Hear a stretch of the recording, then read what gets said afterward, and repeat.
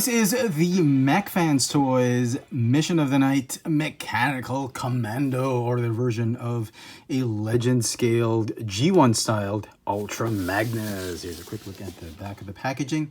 I picked up the set from GC Collectibles down at their Green Hills, Shopsville shop.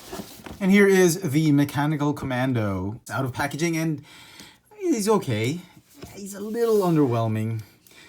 I guess you get what you pay for. First off, when you take him out of packaging, he will feel like a knockoff. And here is the piece or aspect about this figure that really kind of let me down, and it's that head. And it's so wobbly. You already feel, you can easily tell it's not an official product. And albeit it's a wonderful, wonderful head sculpt, if you look closely at it, it's so G1 Ultra Magnus. But yeah. Okay, the colors seem to be a little bit off. It's neither toy accurate nor show accurate. I don't know what to make of it. The blue is just way too dark. The red is okay. The white is okay. But the blue pieces on him, he kind of looks like Delta Magnus. So yeah, it's a little too dark for me. It's not too convincing for me as an Ultra Magnus figure. So a little bit bummed out about that. Anyway, the aesthetic, the sculpt does give that G1 vibe. I take it. So if you're looking for a Legends class, Legend scaled Ultra Magnus to put on your shelf, he's pretty good. Okay, he's got these removable shoulder cannons, as was with the G1 toy. He's got a very G1 looking blaster pistol, not too bad. And they actually gave him a mallet or an axe, which the axe that Ultra Magnus held, the Forge of Solus Prime, was actually, we only saw it only in Transformers Prime. I've never seen any iteration of Ultra Magnus with that mallet or that sledgehammer other than that series. So I thought this was a nice touch, not entirely G1, but it was still okay. Okay, looking at the back, you get to see a lot of kibble from the truck mode. Because his limbs are just so armored up, they're like, they feel like they're disproportioned, and he feels a little bit squat. But this was how Ultra Magnus looked like on the show. I mean, the toy was a complete brick, which I still have to this day, the G1 toy. But in the cartoon, he was huge. He was much bigger than Optimus Prime. He was really the city commander. He was Commander Ultra Magnus, the second in command to Optimus Prime and leader of the troops. So I assume that he was really like this. So okay, I'll give it that. A lot to be desired right here.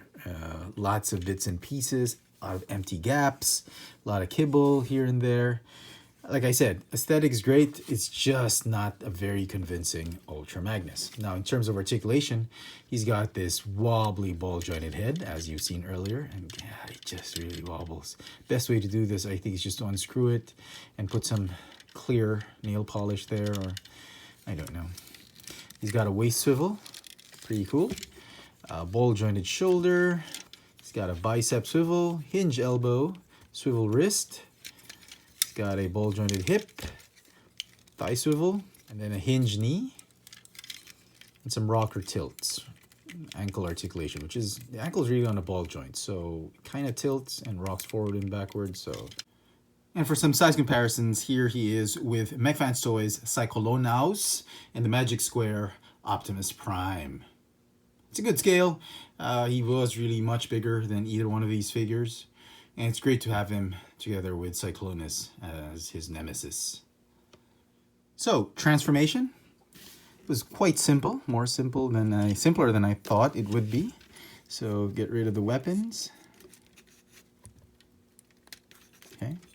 You have to disassemble the mallet or the sledgehammer. Open this up like that. It's going to stay right there. Right there. Okay. And remove the shoulder cannons. Right here. First thing you want to do is you want to detach the shoulder pieces right here. you know, go like this. Don't join them. You have to join them right here, but I would advise not to do so until you've transformed it with the legs, okay? And then the head just stays there.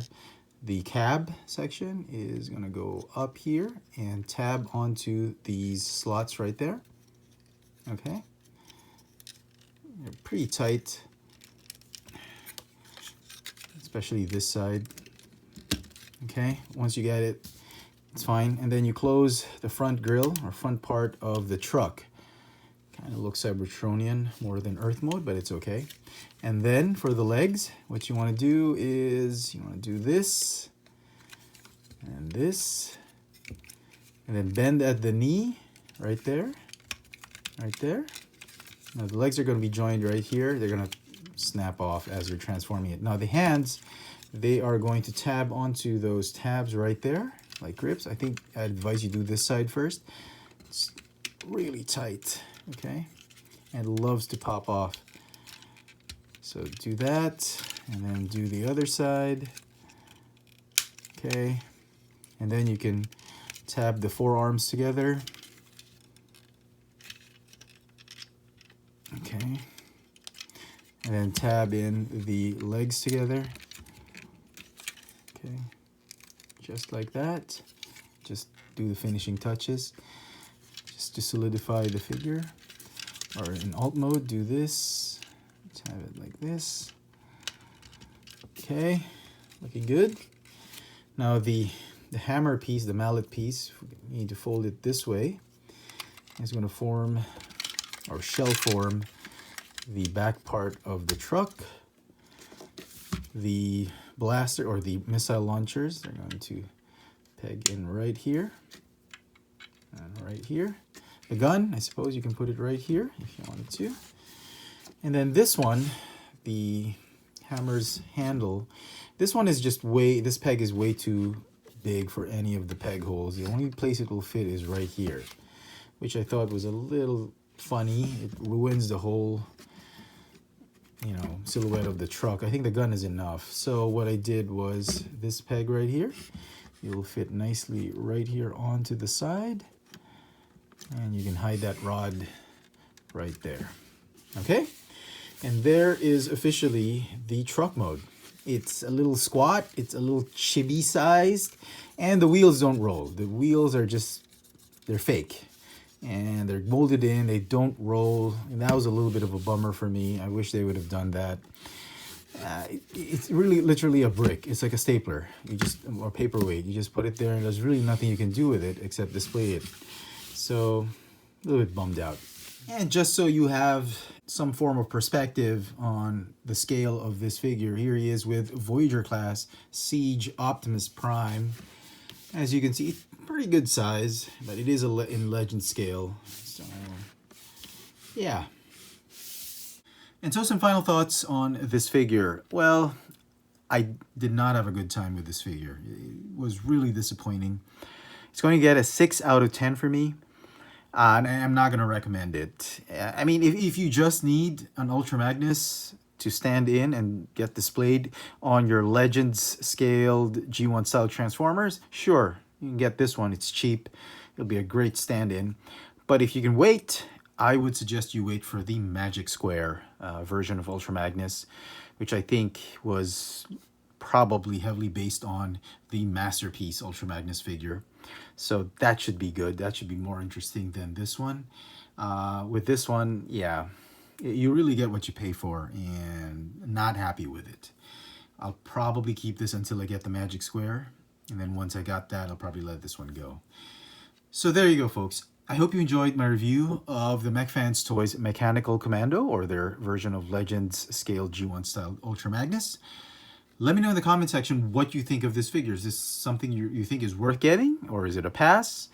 Or is it something you just want for your shelf and just as a stand-in for Ultra Magnus? And as always, hit that notification bell so you never miss out on any of my latest video reviews. If it's your first time here, please subscribe. Thanks for watching.